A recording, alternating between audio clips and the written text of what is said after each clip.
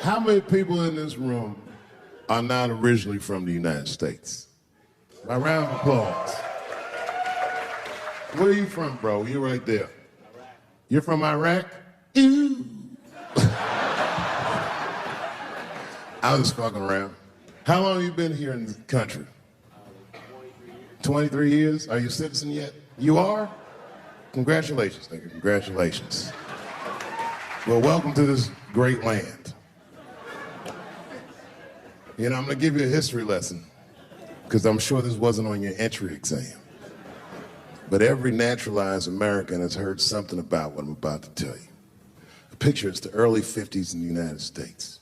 This 14-year-old boy goes down from Chicago to Mississippi to meet his extended family for the first time. He'd never been to Mississippi. And before he went, his mother said to him, very pointedly, she said, if a white man looks you in your eyes in Mississippi, look away.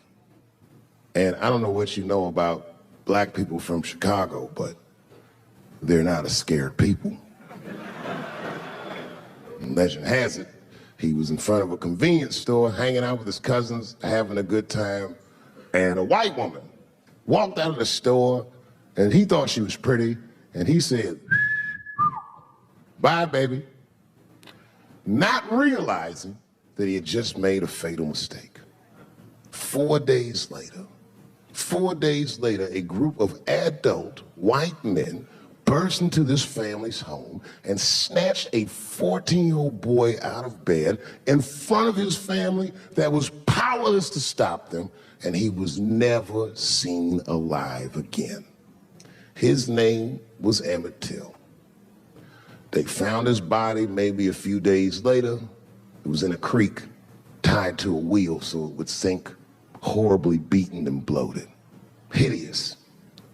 And lucky for everybody in America, his mother was a fucking gangster.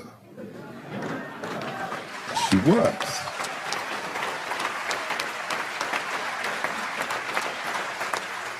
If you can imagine, in the very midst of a mother's worst nightmare, this woman had the foresight to think about everybody. She said, leave my son's casket open. She said, the world needs to see what they did to my baby. And every publication here in the United States, from Jet magazine all the way to the New York Times, had this boy's horribly bloated body on its cover. And if our civil rights movement was a car, this boy's dead body was premium gas. This was a very definitive moment in American history where every thinking and feeling person was like, ugh, we gotta do better than this. And they fought beautifully, and here we all are.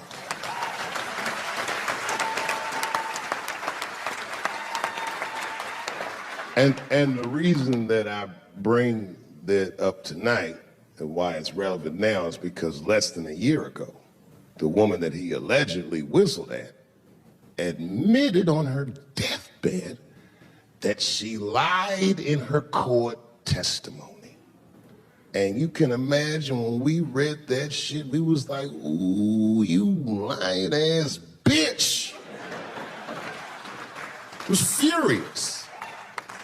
But that was my initial reaction.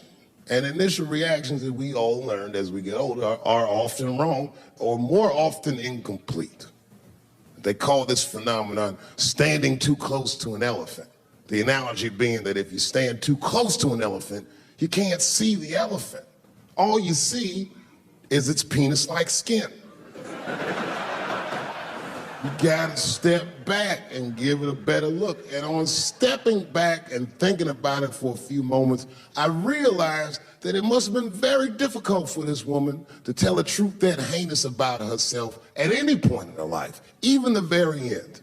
And I was grateful that she had the courage to tell it before she left this world, because it's an important truth and we needed to know.